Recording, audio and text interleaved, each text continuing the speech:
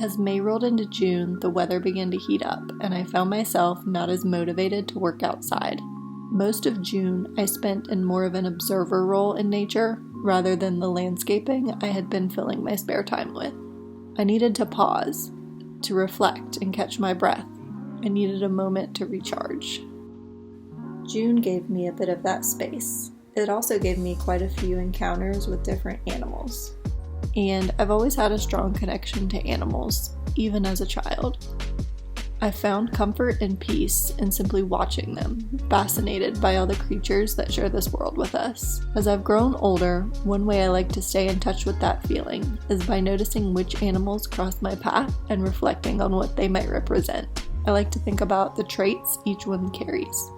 A bird's freedom, a turtle's patience, or a dragonfly's lightness and adaptability, and consider how I might bring a bit of that same energy into my own life. To me, they're like nature's little messengers, reminding me that nature is always communicating if I'm willing to slow down and listen.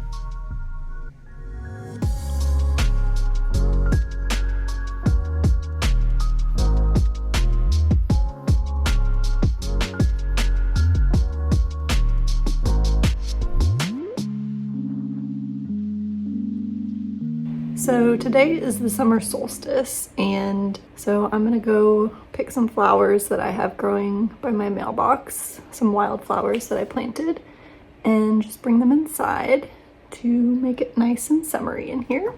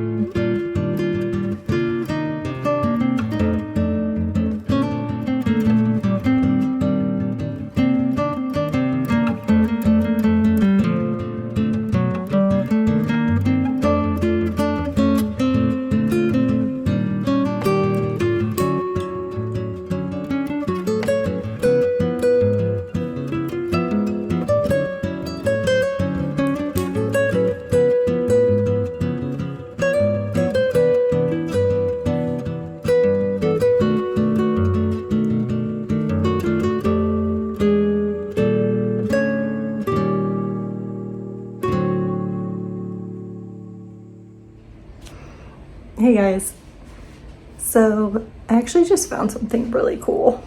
I was getting ready to trim some hedges in the front of my yard, and so I went into the shed to get my hedge trimmers, and they're kind of like up on a piece of wood in the rafters in the shed. And so when I pulled it out, this like sheet of metal started coming down with it. It turned out to be this sort of like printed newspaper on sheet metal, and apparently it was a thing. I don't know like how often it was done. It seemed like typically it was like important events on like a front page, but this one is more advertisements for apartments and horse boarding and things like that for the local newspaper. Why do you drink water every time I record? Every time. The newspaper dated October 15th, 1979, and I thought it was pretty cool looking back in the deed records for my house. The guy that I purchased it from, his parents who actually lived here, they actually bought this house in 1979, so it was the year they moved in, and he actually worked at the local newspaper in town. And I don't know, I just thought it was really cool because it was a little piece of history from not only like this house, but just from, you know, the person who lived here previously. He was here for decades, and so I find that pretty cool. So I'm gonna clean it up and then maybe frame it and display it somewhere in the house.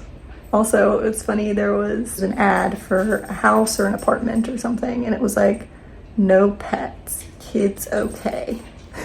Like, I just didn't even know that landlords were allowed to dictate stuff like that, so I found that funny.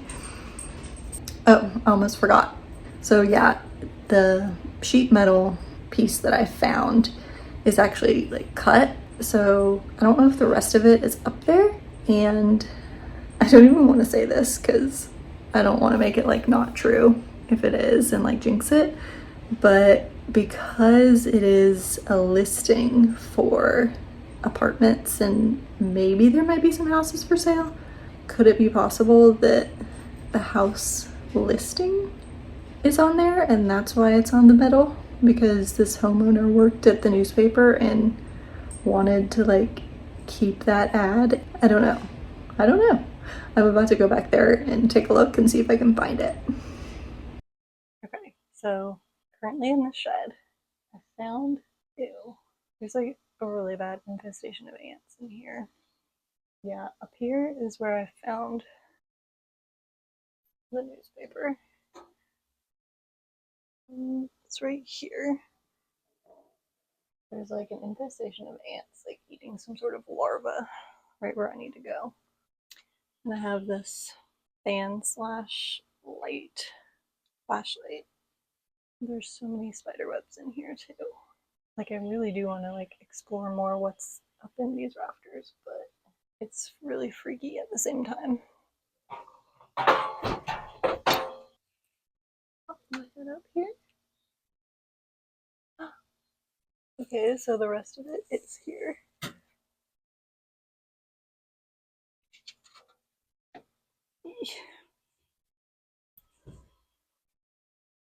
Actually, I don't know that this is the rest of it. Yeah, I'm not necessarily seeing it. That's a bummer.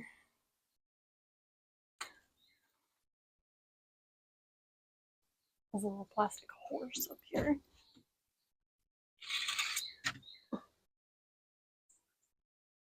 Actually, it's a moose. Nothing else interesting. This is one of the pages. After I found the pieces of metal newspaper in the shed, I also came across a tag from a Sears tool purchase from the late 1970s, and it seemed like it belonged with the newspapers. So I brought everything inside and cleaned it all up, but I immediately noticed that my space felt a little different. Not in a bad way, just subtly changed, like something old had been stirred awake after sitting quietly for years. I've always felt that certain objects, like ones people spend a lot of time around, can carry a bit of their story with them. These sheets of metal felt like that.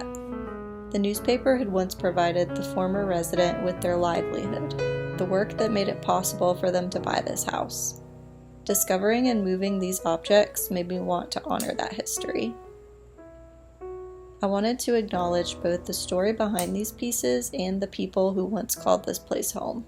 So I created a small space for these artifacts on my office windowsill, a quiet display to honor where they came from. I added a few things that felt connected, a small ceramic shard that I had dug up near the shed, a few crystals I had around, lit some incense as well as some sage, just a way to give the objects a moment to settle into their new space. The next day, I noticed a tiny red mushroom growing near my mailbox, the kind you almost never see in real life. Bright red, and it immediately reminded me of the little mushroom-shaped crystal that I had placed on my windowsill the day before. It felt like a small poetic coincidence, maybe even a quiet nod of approval. Even though I've never met the previous homeowners who lived here, I feel connected to them in a way. We've both cared for the same space, tended the same yard, and left our own marks here. This house is still slowly settling into my rhythm after nearly 40 years of theirs, and I'd like to think that moments like this are a part of that transition.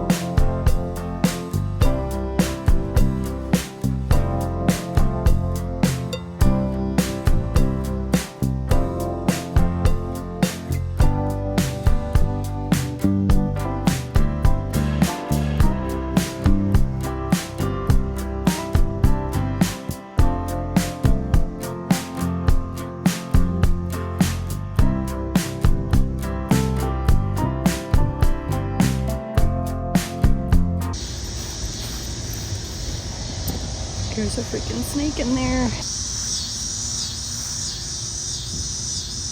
Okay.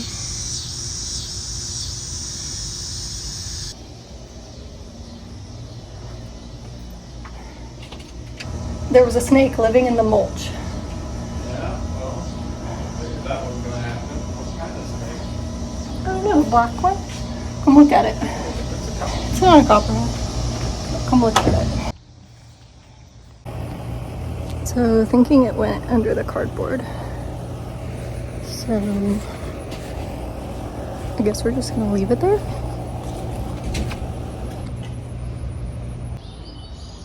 Okay, just hoping that I don't encounter any more snakes. I'm pretty sure it came from here, like it was in the mulch as I dumped it over, like it wasn't already back there.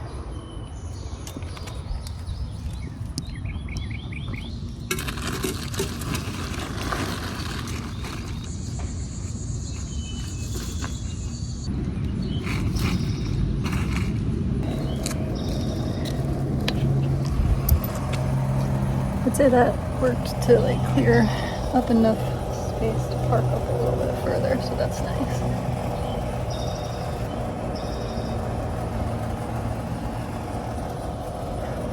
Okay. This is the last one, and I'm done.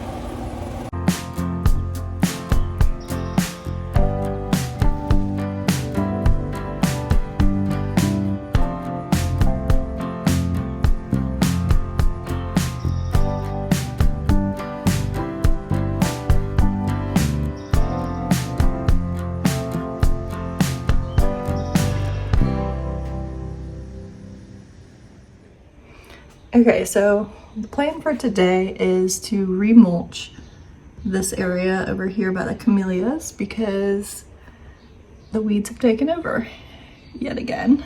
And you know, I took a while off from mulching just because it's been so hot and I haven't had the energy to. So since I mulched the rest of the area on the other side of the fence yesterday, I'm in a mulch type of a mood. So that's the plan for today.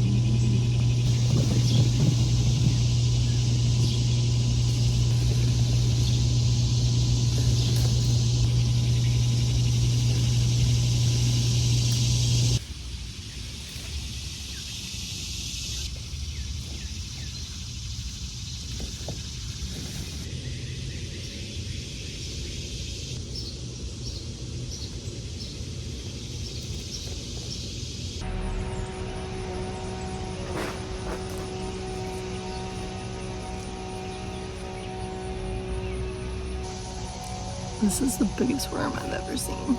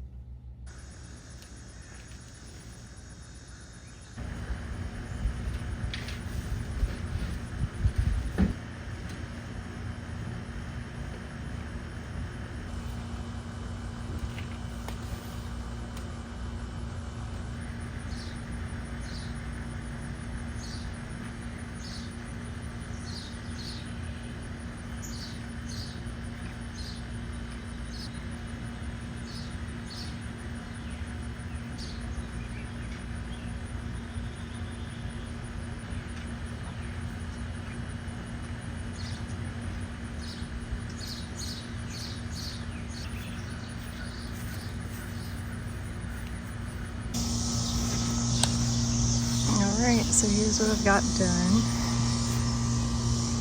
Looks much better, and I'm obviously going to continue along here, but I don't have enough mulch or cardboard for that, so that'll be coming at a later date.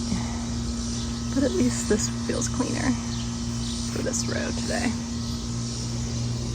And then that's kind of what that side is looking like. And then it's just a mess down there with the nut sedge down at the back. I'm gonna try and spray it one of these days.